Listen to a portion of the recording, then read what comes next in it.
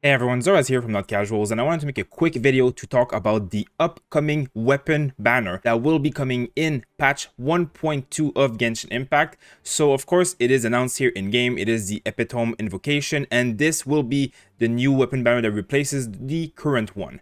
Now, before I get asked, yes, the pity does carry over, so if you have had some rolls on the current banner without getting a 5-star, your pity will stay at the same number, and you can keep going on this banner until you reach the pity on that banner to unlock whatever weapon you get.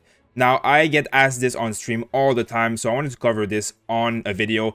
It is most likely the worst thing you can spend your primogems on in the game if you are a low spender or free-to-play player, as weapon banners are probably one of the biggest trap in this game. Now, are the weapons good? Sure. On this banner specifically, we have the Skyward Atlas, which has been on a banner like this not that long ago. It is a great weapon for casters, but there are many other great options that are available in the game from much cheaper areas, as well as the new weapon, which is the Summit Shaper. Now, that weapon is pretty good. I'll put it on screen here so that you can see what the effect on this weapon is. It's basically the exact same thing as all these other geo shielding weapons that have come out, but it is a one-hand sword instead. So it has a base attack of 46 at level 1, which is very high and very good for a one-handed sword, and also has attack as a substat. So again, that is a pretty nice substat to have on a one-handed sword. And the other effect is that it increases the shield strength by 20% at refinement level 1, and also increases your attack when you are scoring hits on opponents up to 5 stacks. So at level 1, you'll get like a 20% attack. Now, if you are shielded, you will get 100% more bonus from the sword. So basically, you get a lot of attack percentage bonus from this sword. It is very good if you have shielding characters, and for a character such as Genshin with an Electro build, this is probably one of her best weapons in the game, as it will work well, but you will definitely need to have geo characters or shielding characters in your party in order to get full maximum value out of this weapon.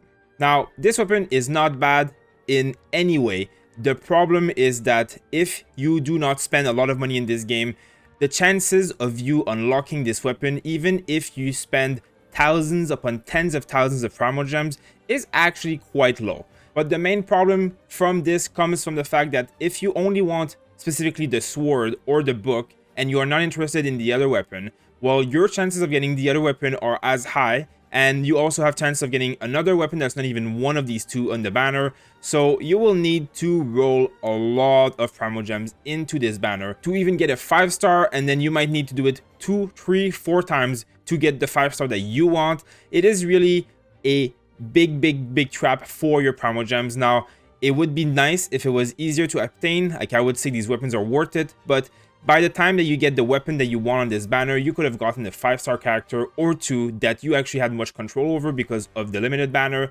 So I would really not recommend you guys roll on this banner if you are not someone who has a lot of primogems to spare. There are much better places to put your primogems into, and there are plenty of great 4-star weapons that will come very close to the performance of these weapons without needing you to spend tens of thousands of primogems for it. Now, one thing I have to say though is that the 4-star weapons that come in this banner are actually quite good for the most part, but some of them we've seen many times before.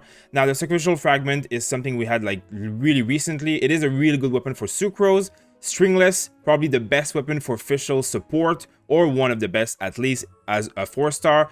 And you have the Favonius Sword, which is also probably one of the best 4-star weapons for Bennett. So these are great weapons for the characters that are on a banner, but again, it will require you a lot of primogems to get it. So if you want to roll a few times to unlock a few of the 4-stars, that's great, but don't go chasing a 5-star because you might need a few pity before you get the one that you want, and it will not have been worth it. It is very rare, unless you're very lucky, that you come out of this banner saying, wow, that was worth it. I loved rolling my primogems into this banner. Now, again, this is my opinion. I, even as a much more of a spending player, barely ever roll on the weapon banners, and haven't rolled on weapon banners for a long time now. So I really don't love that banner, and I really don't recommend it. And I think most content creators pretty much agree that it is one of the biggest trap in the game. So it is my opinion. You guys do what you want with it. But I would recommend you roll for the 4-star characters, constellations, which are much more valuable than these weapons, in my opinion, with your primogem. Thank you guys for watching, and I'll see you in the next video.